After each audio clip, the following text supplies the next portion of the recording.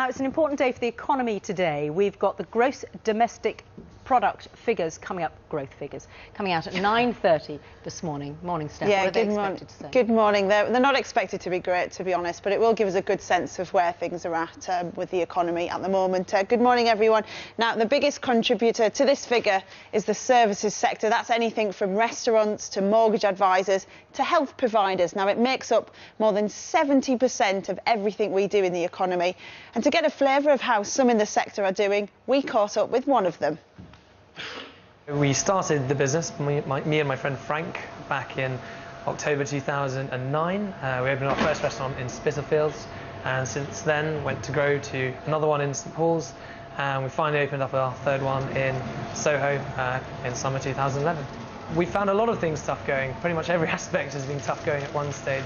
We actually opened in a recession, so we were already sort of set up for the difficulties of a financial crisis, but people still need to eat, and we think that we can offer people an affordable yet still good quality lunch and dinner option that is still very much in demand. So we're hoping to open 3 or 4 in the coming year, with a further 6 in 2013. But of course plans can change and we never really know what's going to happen. Makes you want some huevos rancheros, doesn't it, looking at that? Well, with me now is Andrew Sissons from the Work Foundation. Andrew, that's one example of a firm in the services sector doing well, but just give us the bigger picture on how things are at the moment.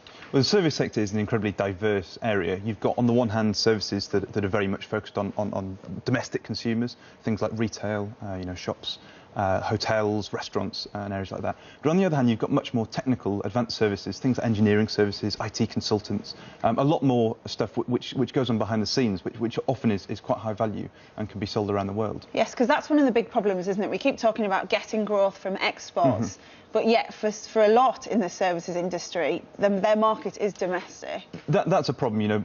Over 50% of our exports come from the manufacturing sector, which has been shrinking for a number of years now. We are very, very good at some business services, financial services as well. We are world leaders in these areas, but the problem is it's very, very hard to export a service. You can't just put it on a boat like you can with manufactured goods. It can't be mass produced. And when you've got things like language barriers, how easy is it to be providing an advanced design service or something to someone in China when you can't communicate as clearly?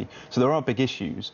The government needs to look at ways to try and promote those exports, but it probably needs to start within the EU. And there's talk about sort of freeing up the single market, completing a thing called the Service Directive, which is just to help us sell more services to France, to Germany, because that's what we're best at. So it's all about exporting, it seems. Well, thank you for your time, Andrew. And those figures, as I say, will be out at 9:30 this morning. Yes, thank you, Steph.